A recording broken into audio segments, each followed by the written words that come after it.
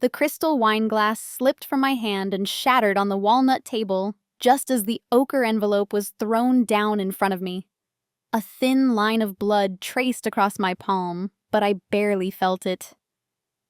The physical pain was nothing compared to the icy pressure building in my chest as more than 24 eyes turned toward me. None of them bothering to hide their curiosity, laced with a touch of satisfaction. My name is Ella, and this Thanksgiving dinner at my in-laws was unlike any other. "What's this?" I asked, my voice oddly calm, despite the tremble in my hand as I reached for the envelope. "Divorce papers." Brandon's voice, my husband's, hit me like a gavel.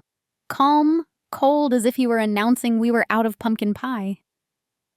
Before I could respond, Mildred, my mother-in-law, took a sip of wine and set her glass down with unmistakable superiority. "We thought it would be gentler to do this with the family present," she said, each word delivered like a royal decree. Gentler for whom? The question caught in my throat as I locked eyes with Julie, Brandon's sister, smirking behind her wine glass like she'd been waiting for this moment for years. "You filed for divorce." At Thanksgiving dinner, I repeated each word, choking out slowly. "Sweetheart." Mildred continued, her icy eyes flicking over to me. "Everyone here knows you were never really a fit for this family." Under the table, Lindsay, my best friend who'd begged to come tonight, grabbed my hand and squeezed. She was the only reason I hadn't stood up and walked out the moment I arrived. I glanced down at the plate in front of me, slices of turkey, cranberry sauce, golden brown rolls, and suddenly felt sick. I had never felt so humiliated, and they weren't even trying to hide it.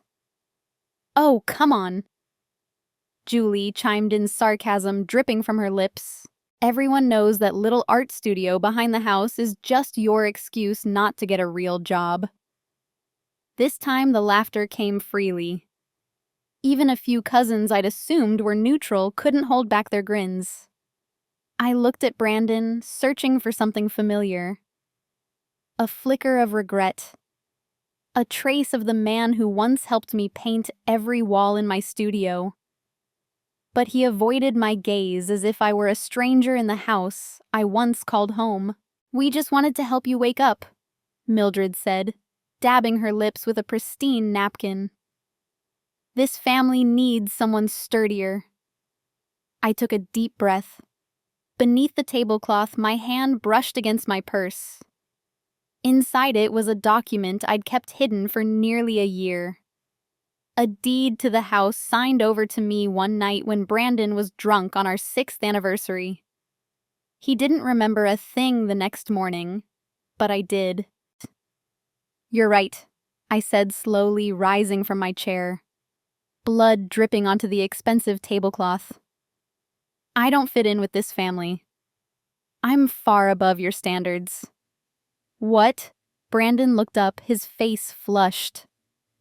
"Lindsay, can you take me to the hospital?" I asked, turning to my still stunned friend, my hands bleeding. "Oh, and Mildred, you might want to wash that tablecloth soon. Bloodstains if you leave it too long.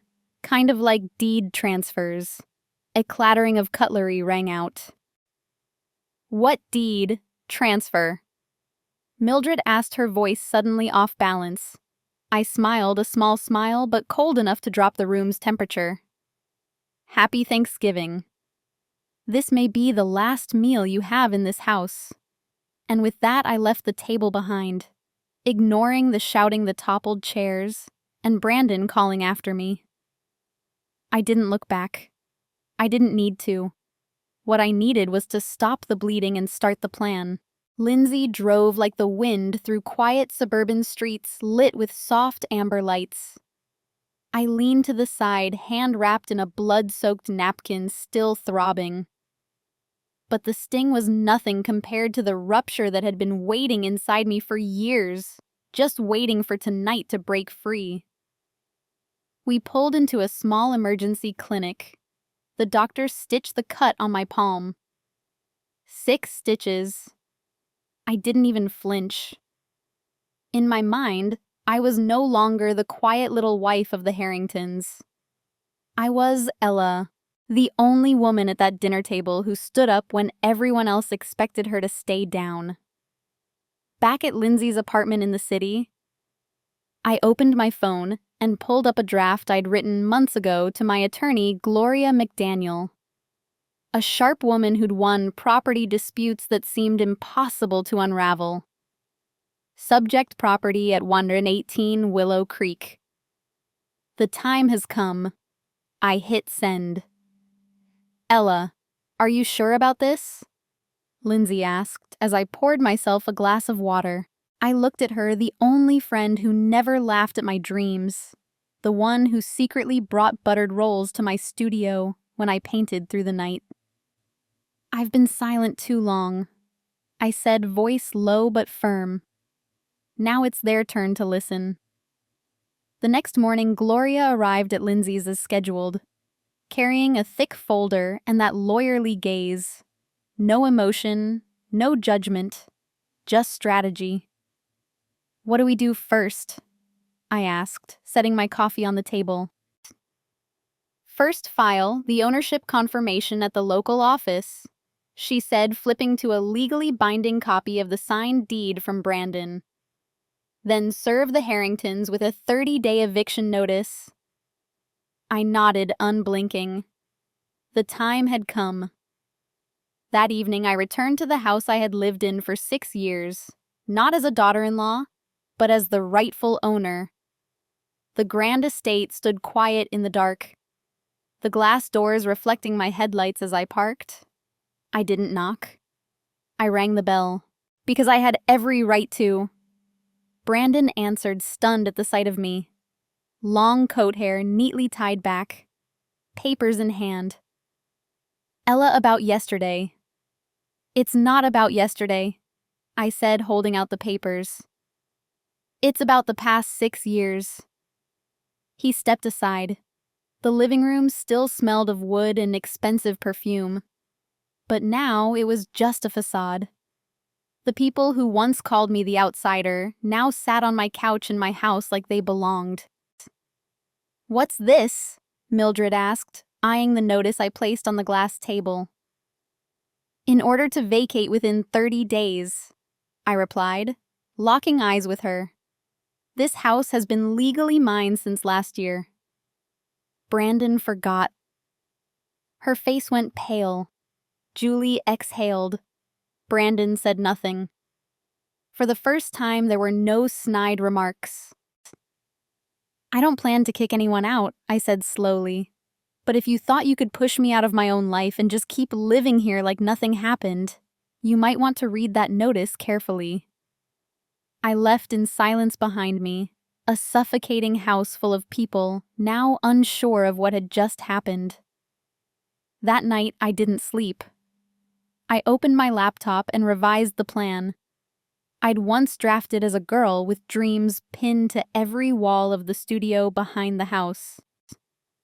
I'd once dreamed of turning that space into an art gallery, not for rejected pieces from prestigious exhibits, but for works dismissed by loved ones cast aside by family. I had the vision.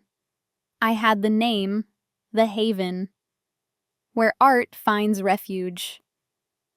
I smiled. It was time to show them. I wasn't just some backyard painter.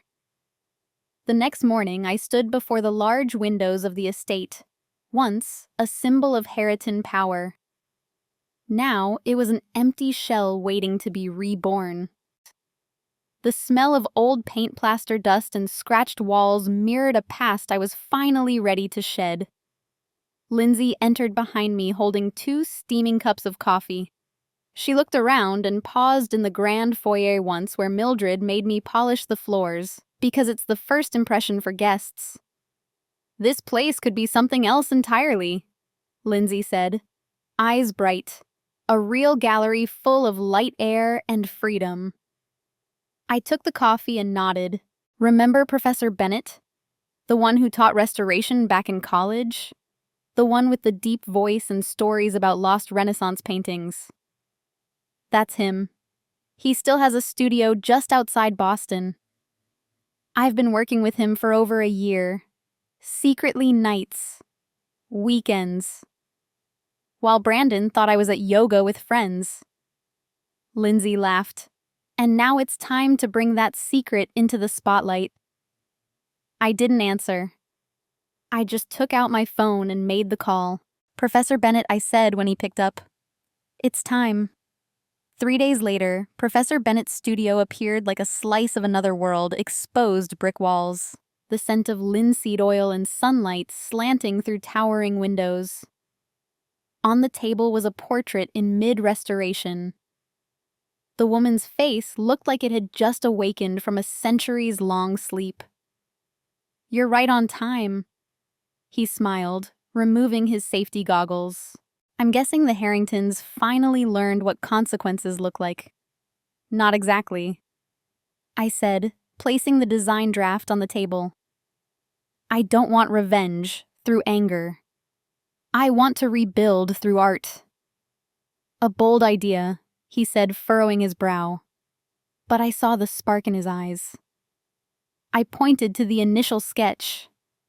The grand hall would become the main gallery with natural light streaming through a skylight. Side rooms would be divided into a restoration studio classrooms and an exhibition space for emerging artists who hadn't yet had their shot. What's it called? He asked, washing his hands after flipping through the plans. The Haven. A place where art is brought back to life. Professor Bennett nodded slowly, then led me to a side room filled with old paintings waiting to be restored. He pointed to a still life with a torn corner and smoke damage. You want to create a space for things others deem beyond repair. I like that, because I was once one of those things. He said, nothing, just placed a hand gently on my shoulder. The following week, when we returned to the estate, the architecture crew had already started removing the outdated wallpaper and hauling out the heavy armchairs Mildred once called French heritage. I stood among the dust, blueprint in hand, conducting each step like a symphony. On the 10th day, I sent out the first press release about the Haven. It was short, but clear. A mansion once symbolic of rigid tradition will soon become a sanctuary for rejected pieces of art. The response came faster than I expected. An independent art magazine reached out for an interview. A collector in Chicago offered to fund a section of the exhibit. And then came the final email that left me speechless. An invitation to collaborate with the Smithsonian Conservation Center. The same place that had rejected my internship application 3 years in a row, now wanted to learn from the open access conservation model I was using at the Haven one late afternoon as amber light spilled into the now empty great room. I unrolled a new floor plan across the tiled floor, my eyes landing on the spot where the Harringtons' dining table used to be, where I'd once been handed divorce papers. That space would now be the centerpiece of the grand opening exhibit. The memory lingered, but it no longer weighed me down. Lindsay walked in holding a box of fresh mail. You got a handwritten letter? She said, handing me an envelope. I opened it. Inside was a single line that made me sit down. Overwhelmed. Ella, if these walls could speak. I hope they'll tell the story of someone who turned brokenness into light. Professor Bennett. I smiled softly, steadily. I was standing in the main gallery, what used to be the Harringtons' living room, when the gate buzzer rang, breaking my train of thought. Marcus, the new security guard from a professional firm, radioed in. Miss Ella, there's a man named Brandon Harrington at the gate. Says it's urgent. I glanced at the clock. 9 a.m. The kind of hour Brandon would pick. Too early for a casual visit. Too late for a sincere apology. Let him in, I said calmly, but only to the outdoor guest area. He's not to enter the house. 5 minutes later, I stepped onto the porch. Brandon was there, hands in the pockets of his overcoat, face drawn, eyes bloodshot, either from sleepless nights or from realizing he'd lost something that couldn't be undone. "Thanks for seeing me," he said, his voice deeper than I remembered. "You have 5 minutes," I replied, arms crossed. He swallowed hard. "Julie, she's pregnant." I raised an eyebrow. "And that concerns me, how?" "We were planning to move back in this spring," he said, trying to stay composed. "This house, it's been in our family for 4 generations. Julie's child should be born here to carry on the tradition." I let out a short laugh, not mocking, but certainly not empathetic. "You want the child to grow up in a house where his mother laughed in my face when I presented my first artwork at dinner." Brandon stayed silent. "You want him playing in the garden where your mother made me pull weeds all summer just so I'd look like a proper homemaker." "Ella," he stepped forward, but I didn't move. "No. Brandon, I don't need another explanation." I pulled a fully approved floor plan of the Haven from my coat pocket. Stamped and signed by the city. This house is being renovated into a community art center. It's funded legally, supported and scheduled to open next month. All documents are in order. He took the papers, flipping through a few pages before looking up at me. "My mother will never agree to this." "Your mother," I said, voice firm, "no longer has a say here." That afternoon, I was checking the gallery's lighting system when my phone buzzed. Unknown number. But I didn't need caller ID. Meldred's voice cut through, sharp as ever. "No pleasantries. I'm requesting a meeting immediately.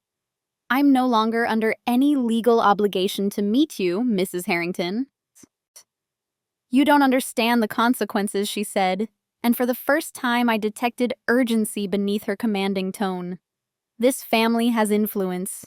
You won't be left in peace if you dismantle tradition like this." I smiled slightly, but without softness. "I'm not dismantling tradition. I'm building a new one. More human, more open, and not rooted in disdain." Then I hung up. The next day, Meldred actually showed up, but this time she couldn't get in. From the security camera, I saw her in a black cashmere coat standing at the gate, gesturing at Marcus. Marcus stayed firm. "I'm sorry, Mrs. Harrington. Miss Ella doesn't take unscheduled visitors. If you need to submit documents, we have a secure drop box at the gate." She stared directly into the camera as if trying to burn a hole through the screen. And I stood there right in front of the monitor watching her. The woman who once controlled every inch of this house, now halted by a gate for which only I had the key. That evening I received an email from the Harringtons' lawyer, an offer to buy back the house. At twice its market value. I replied with one sentence. "I'm not interested in money. I'm interested in purpose." I leaned back in my chair, gazing at the large wall where the centerpiece for the grand opening would soon hang. Soft amber light illuminated the unfinished sketch shards of glass arranged into butterfly wings. A symbol of something once shattered now taking flight. They could be angry, they could resist, they could offer as much money as they wanted, but the one thing they could never reclaim was the voice. And for the first time in my life, I knew I had taken it back. On opening night, the Haven radiated warmth against the gray chill of winter. Golden light spilled across the exposed brick walls, highlighting each piece of art lining the main hallway, once the stately foyer of the Harrington estate. The very people who once called this place a family legacy could never have imagined that one day it would echo with applause from artists across the city. I stood behind a small backstage curtain set up inside the gallery space, fingers lightly gripping a glass of water, my index finger twisting the edge of a napkin. With every passing minute, more guests arrived. Reporters, collectors, curators from major museums, and even a few familiar faces who had once rejected my submission packets 3 years ago. Lindsay approached in a deep emerald velvet dress she'd had tailored just for this night. "Well, you have to see it out there. There's a line around the block, and Channel 6 just set up a camera by the stairs." I nodded, saying nothing. My heart pounded. Not from fear, but from knowing. This time I had nothing left to lose. Outside, the docent began the guided tour of the first piece. I heard footsteps on the hardwood floors, camera shutters clicking, and soft murmurs. "This is incredible. Who would have thought this was once a private mansion?" At exactly 8 o'clock, a soft chime rang, signaling the start of the speeches. I stepped out the spotlight, catching the wooden podium where I now stood facing a full gallery. "Thank you all for coming tonight." I began, my voice steadier than I expected. This place was once filled with silence, forced expectations, and whispered judgment. But tonight, it is handed over to stories that are real, uncensored, and unapologetic. I turned toward the large painting in the center, still covered by a black cloth. This piece was created over the course of a year through sleepless nights, moments of doubt, and times when I thought I wasn't strong enough to continue.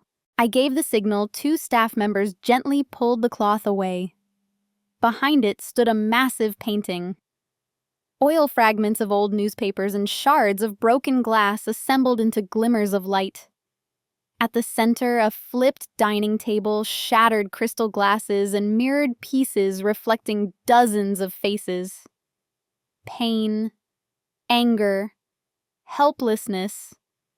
And finally, in the center, a woman standing tall holding a paintbrush. Her gaze steady and forward-facing. "Reclamation," I said, "not just art, it's dignity. It's voice. It's me." The room went silent, then applause. At first scattered, then rising wave after wave. A critic from the Boston Review approached, requesting an exclusive interview. A collector from New York leaned toward Lindsay and whispered, "I want to buy the original name." "The price?" In the midst of the crowd, the front door unexpectedly opened. All eyes turned. Mildred Harrington entered back, straight eyes unyielding. Behind her were Brandon and Julie, her pregnancy now unmistakable. "I thought this was a public space," Mildred said, her voice cold. "Of course," I replied, stepping forward with a smile. "Everyone's welcome, even those who once called art a cheap pastime." The room stirred. Reporters turned their cameras. "You've used the Harrington name to stage a personal scandal," she snapped. "You've disgraced my family's legacy." "I didn't disgrace your tradition," I said calmly. "I simply told the truth of what I lived. Through art." I gestured to the central piece. "This is truth, this is my voice, and for the first time it's being heard." Mildred opened her mouth to respond, but another round of applause cut her off. From the corner, a silver-haired man stepped forward. The lead curator from the New England Museum of Fine Arts. "Mrs. Harrington," he said, "your son should be proud. We're considering this piece for next year's exhibit, Women and the Voice After Silence." Mildred clutched her purse, silent. Julie lowered her head. Brandon quietly stepped back. I said nothing more. I simply turned to Lindsay and raised my glass. "What are we toasting to?" she asked. The words that once broke me, I said. Now the foundation of something new. And when I looked back, the spotlight once again hit the painting, its broken glass catching the light like fractured rainbows across the ceiling. This wasn't revenge. This was rebirth. Monday morning, I was in my second-floor office at the Haven, flipping through exhibit contracts from a gallery in Seattle, when my phone buzzed. It was Lindsay. Her voice barely a whisper. In shock. Ella turned on the TV. Channel 9, it's about the Harringtons. I reached for the remote, hands trembling slightly. The bright red headlines scrolled across the bottom of the screen. Harrington Capital, under investigation for financial misconduct. Millions missing. The anchor spoke gravely. Sources say Mildred Harrington, head of the firm, and her son Brandon are under suspicion for using client funds for personal investments, including leveraging properties, one of which is the family estate on Willow Creek. I froze. My heartbeat pounded. Not out of joy, but a cold realization. If I hadn't filed the ownership transfer in time, everything I built could have vanished like a house of cards.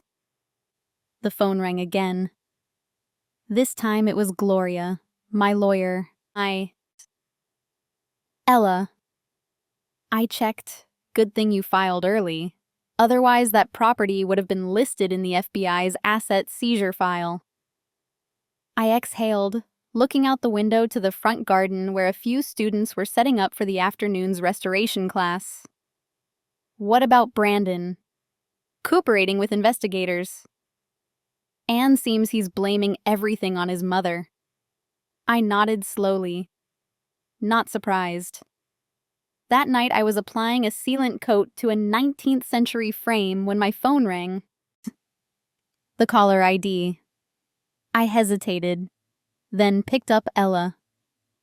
Her voice was hoarse, nearly unrecognizable.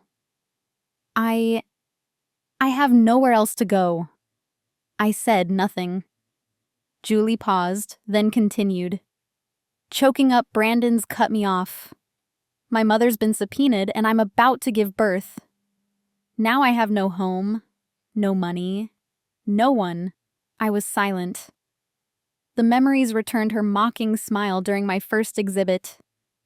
Her laughter when Mildred called me too plain for art. I'm not asking for much, but if there's any guest room, I'll pay later. Just somewhere to sleep until the baby comes. Her voice cracked. Please, not for me, for the child. I looked at my hands still smudged with paint, the same hands that once trembled as I was handed divorce papers over Thanksgiving dinner. But now they were building something that mattered. I took a deep breath. The guest house behind the garden is empty. I'll reset the code. You can stay until you find another way. Julie was silent. Then came a quiet sob on the other end of the line. 3 hours later, an old silver car pulled up to the Haven. I opened the gate. Julie stepped out, visibly thinner. Her belly rounded, in her hand a faded canvas bag. No more luxury coats, no more heels or designer perfume.